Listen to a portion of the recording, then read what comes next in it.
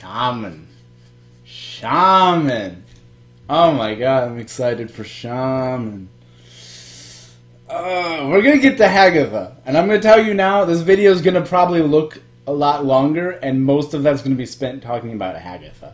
Because I think there's a big misunderstanding about the quality of a random Shaman spell. So we're gonna get to that, but let's run through them first.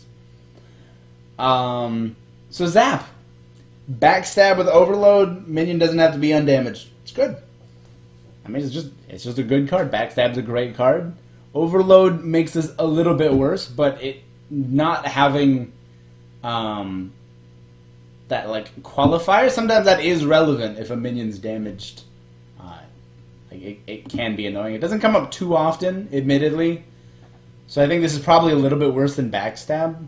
Plus, Shaman's not quite as... Well, I don't know. I was going to say Shaman's not quite as positioned to use it. But Shaman generates spell damage, so a lot of times it's a 0-mana bolt. I mean, the card's just good. We don't have to think about it too hard. The card's just good. Blazing Invocation. Discover a Battlecry minion.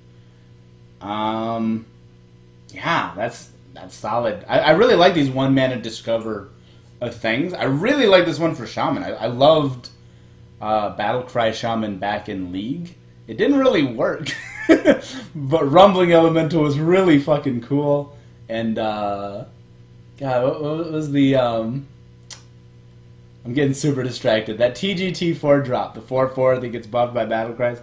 I had some janky, fun, good times with that stuff. So I mean, I just like the Battlecry minions being associated with Shaman purely for that sort of, I guess it's nostalgia. That was a couple years ago, sure. And it's honestly quite good.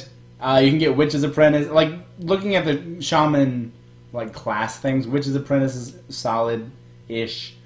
Mercspark Eel can be good, but you're probably going to have odds, so it's usually not that great. But Fire Elemental is really good to get. Calamos is really good to get. So there's good hits, and then, of course, like, I mean, the neutrals. There's just a lot of good Battlecry minions in the game. There's also a lot of bad ones. So I think this card's so-so. I don't know that you actually put this in your deck ever, but we're going to get to that. So I don't know if this is good enough to play just in your deck, but it's a great card to have. Witch's Apprentice. It's a speed bump taunt, and then Babbling Book effect. Random Shaman spells are not quite as good as random Mage spells. But this is taunt. 1/1's not really that impactful anyways. Babbling Book a lot of times wouldn't really do that much as a minion. So just forcing your opponent to slow down a bit by having to go through your little frog here. There's some value in that. Beast Tag, usually not too relevant. Could be. Yeah, it's an okay minion. It's not like a standout star, but you'll probably see some play. It's pretty okay. Earthen Might, here we have our Mark of Yasharaj for Elementals. This one's really strong. It's like drawing, it's really like Mark. It's like drawing a card, except you're creating a card. Random Elementals as a tribe are actually very strong. The worst ones are like Amgam Ragers rotating. I mean, there's like Magma Rager in some matchups. Like, if you're against a mage, you'd be really sad to see that. But honestly, just a random Magma Rager against like a Warlock or something. It's not the end of the world. Like, yeah, it's probably going to get caught in a Defile, but I don't know. It can trade into something. And that's like the low end. Most of the Elementals, because it's kind of a recent tribe, most of them are actually pretty powerful. You know, got a lot of like Blazecaller, Tar Creeper, Phoenix, Fire Elemental, Servant to Calamos, Calamos himself, Bog Shaper down here we're about to get to. Like, there's a lot of good Elementals. And so if you're playing an Elemental deck, and it's kind of a mid-range deck, which it probably is, so you buff your guys, and that's just good, because that's been good in every deck that's had their version of this card, and then you get a random card that's probably good. So it's probably good. It's not, like, crazy powerful, and I don't know if it'll make Elemental Shaman come together, because it hasn't come together yet, and this isn't really the kind of card that would give you a reason to play that deck. But if you're already playing it, you should look into this. Ghostlight Angler, yeah, I mean, it's solid. It's a Murloc. Echo, fill your board with one card. We talked about this before, is just a valuable effect. This is by far the worst of the Echo minions we've covered so far, because it doesn't really do anything. It's just a bunch of shitty minions in one card. But they're Murlocs. I could see this maybe, I don't know, with the quest in Wild. You wouldn't really do it in Standard, because Calling the Finishers are gone. But if you have this and that in the same deck with the quest, maybe that helps you finish it fast enough. I don't know. Murlocs do like having a lot of dudes, but I don't really see this one doing anything. Murlocs also like ending the game quickly, and this one doesn't do anything impactful until turn 8 and later. You want to play this when your board's mostly empty to fill your board.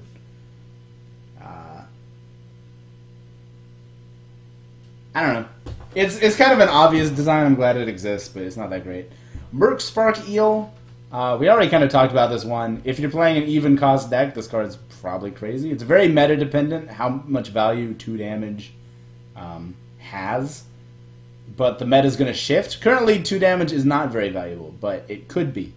And if it is, and if you can pull together an even Shaman package, which we're going to look at again later in the final video, then this card's probably really good. So, I mean, it's just a question of that coming together. In Wild, there will eventually be enough cards that most of these cards will be really good. And I think this one in particular is just eventually going to be a star of some deck in Wild at the very least. Just because it's such a powerful card. It's just a matter of circumventing the cost. Totem Cruncher is not a very powerful card. So you destroy your whole board to get one somewhat overstated taunt minion, but you have to destroy at least 2 totems for them to even start being super relevant. Typically, totem decks want to use those totems to do stuff. Like Flame Tongue allows your totems to trade into a bunch of stuff. Or there have been buffs, what is it, Primal Fusion or whatever. They allow you to make a big thing due to having a lot of totems. Or you try to collect them all and then you play the 5-drop, right? So you want totem on the board. This removes them all from the board to make one overstated minion that's not even that overstated compared to what Shaman has done in the past. This is the Overload class. We have better options. You would rather overload out a big minion than destroy a bunch of totems for a big minion. Plus, it's extremely vulnerable to silence, and Spellbreaker's in everything. So that is worth thinking about too. But I think even if Spellbreaker didn't exist, this card would not be that good.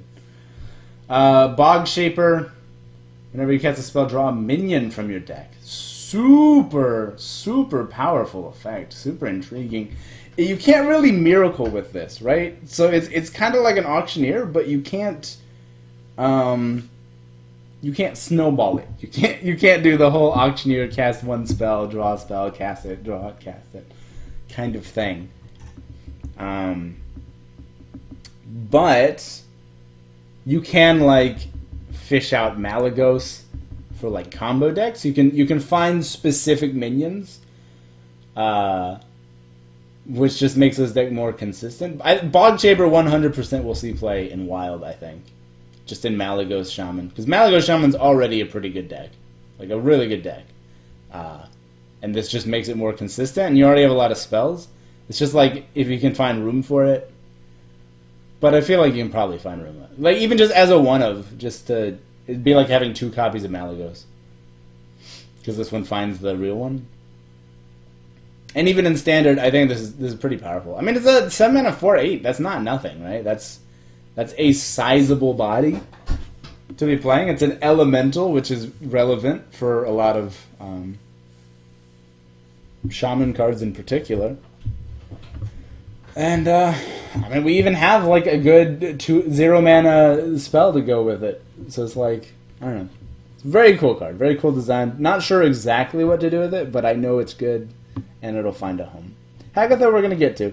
Shudderwalk. Repeat all battle cries. So this is also really exciting. Like Tess. God. Repeating all other battle cries. See, targets chosen randomly is the thing that has me kind of concerned. And it's 9 mana 6/6. So like this is a battle cry, right? But if you have stuff like this going off, then it's very likely your Shudderwalk's actually just gonna kill itself. Like your best battle cries are like Fire Elemental and Blaze Caller type effects, where you're just like shooting dudes down the entire game. And then your big finisher is 9 mana, and then it just shoots itself and wipes your board, and you're real sad. I think this card is like, it could be great because you can control the pool, right? So you can control the pool. You can have like random shaman spells and well, these cards aren't great examples, but I mean, go look at the battle cries. There's there are good battle cries that you can put into the pool for this. It's just that a lot of the really good battle cries you'd normally want to play are not good for this. So there's kind of a tension there. This card isn't as exciting for that reason. I think there's a lot of tension in its design, but I mean, it's one of these like N'Zoth-ish, Yaggoth-ish effects. I think of them more as N'Zoth effects because you get to build the pool. It's not pure randomness. You get to design the effect, and anytime you get to build your deck in a way to design how a card works, that's historically just been very powerful. And it's just a matter of finding the right list of 30 cards to make the Shudderwalk work, if it can. This is very cool. Actually, in Wild, I don't know why I didn't think of this before, but like Reno Shaman. Just instantly, that's got me intrigued. So if I open this, I wouldn't craft it, but if I open this, I'll definitely play some Reno Shaman on Thursday. Because that actually seems good. And then we have Hagatha. Hagatha. Okay. Super excited about this. The battle cry is, it's whatever. 3 damage is enough to kill a lot of stuff. And you heal for 5. So I'd look at this kind of like the Hunter hero card. I was like, oh, it's not that impactful, but 6 mana, deal 2 to everything, heal for 5, is enough to stabilize in a lot of cases. Like, we've had 4 months to see that that's true. So for 2 more mana, you're dealing 3 to everything and healing for 5. Like, it's not bad, okay? It's not bad.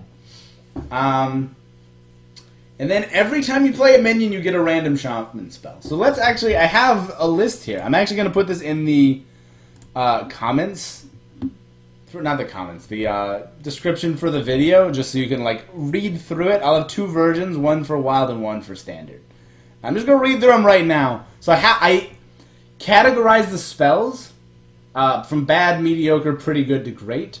And the thinking is that you put Hagatha in a deck that has a lot of minions, because you want a lot of triggers for the hero power. Because the hero power doesn't do anything on its own. You need to play a lot of minions.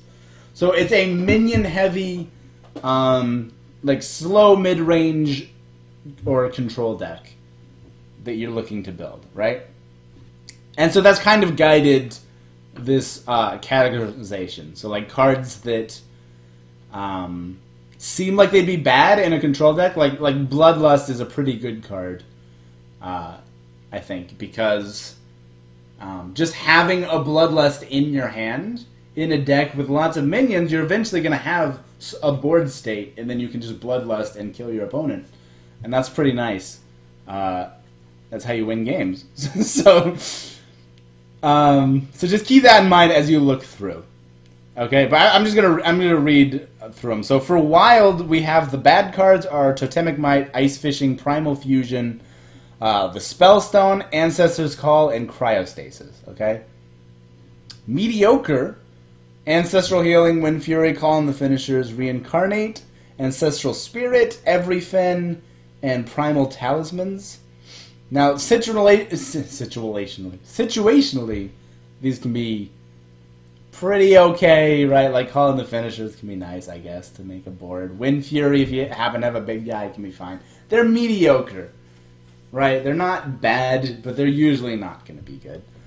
Pretty good. Bloodlust, Rockbiter, Ancestral Knowledge, Earthshock, Forked Lightning, Healing Rain, Devolve, Evolve, Lava Shock, Farsight, Finders Keeper's Spirit, Echo, Earthen, Might. And then, great, we have Frost Shock, Hex, Crackle, Crushing Hand, Jade Lightning, Lightning Bolt, Stormcrack, Tidal Surge, Avalanche, Feral Spirit, Healing Wave, Lava Burst, Lightning Storm, Maelstrom Portal, Volcano, Elemental Destruction, Unstable Evolution, Zap, Blazing Invocation. And you can maybe also move the Lava Shock up, I put a note there, to great. Just because there are a lot of overload options. It's kind of a low impact card, but I don't know, it might have a bit more utility in that way. So the idea behind some of these, you might look at like, how is Frost Shock great? 1 mana, deal 1, freeze. That's not great. That card's terrible, right? Like, nobody plays Frost Shock outside of Malagos Shaman, right? And it's not even the best card in the deck. It's like, why even... Nobody wants this card. Why is it great? Explain to me how Frost Shock is great. This is bullshit and I'm angry. Alright? Well, the idea behind a card like that being good or bad is that you've put it in your deck. So it's 1 of 30. You draw 1 card every turn, typically, right? So you draw, and your 1 card for the turn is Frost Shock. And you're sad, because that's extremely low impact as a card. To be drawn, to be 1 of your 30, and to take up your draw for the turn, to take up a card in your hand, which is a very limited resource. The cards in your hand, you know, it's very limited, and they all need to be impactful. But it's a very, very, very different story when these things are randomly generated. If you just happen to have a Frost Shock in your hand, then you just freeze a guy, and you're fine with that, because it's fine to just freeze a guy. If you, I mean, it's a lot like the spare part. You get like a freezing spare part, and it's fine. You wanted it for the minion anyways. The minion was out there. You just happen to get this. You freeze a guy. You're happy. It's fine. You're going to generate a lot of value, hypothetically. You're going to build your deck in a way that you generate a lot of value from this hero card. So it's fine to throw away a lot of cards that are kind of like low impact for just really minor value or tempo gains. So just Frost Shock something, get a little bit of tempo. Great. Just, I don't know, Stormcrack a thing. Just remove their 2-drop. It's fantastic because you have so many cards because you're generating them with Hagatha. Is the idea. You're generating a bunch of cards, and because they're just there, like, their quality isn't as important as their quantity. And you can just overwhelm your opponent by just having more removal, more threats, more healing in some cases. You just overwhelm them out of the game. You push them out just through the sheer density of the cards rather than the quality. Which is kind of the defense of that. I guess we can run through the standard list as well. There's not much change. Bad is Totemic Might, Ice Fishing, Spellstone, Cryostasis, Mediocre is... I'm actually... Yeah, it's in description. You can go read. I'm not going to read through it again. There's no point in that. But, yeah. So, like, if you look at these, like, 2/3 of the cards are good. So, for every 3 random spells you get, you should expect, like, 1 of them to be bad. But that's fine. Like, 1 in 3 being bad is an acceptable loss rate. If 2/3 of your random spells are great, and you make you know, like 15 spells or something. You know, you've got a lot of great value that you've generated. A lot of removal. Also, there's a lot of... because I posted this in a comment on one of Control's reviews as well. And somebody made the point that, like, why would Elemental Destruction or Volcano be good? Because the idea is that you have a lot of minions, right? So if you have a lot of minions, why would you want cards that clear the board? But the point is, you're not going to get, like, 15 Elemental Destructions, right? You might get, like, one.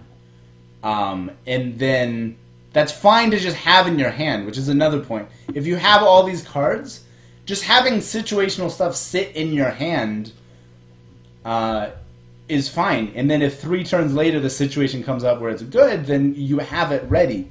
So if you lose the board, then you can just Elemental Destruction, and it's nice to have that.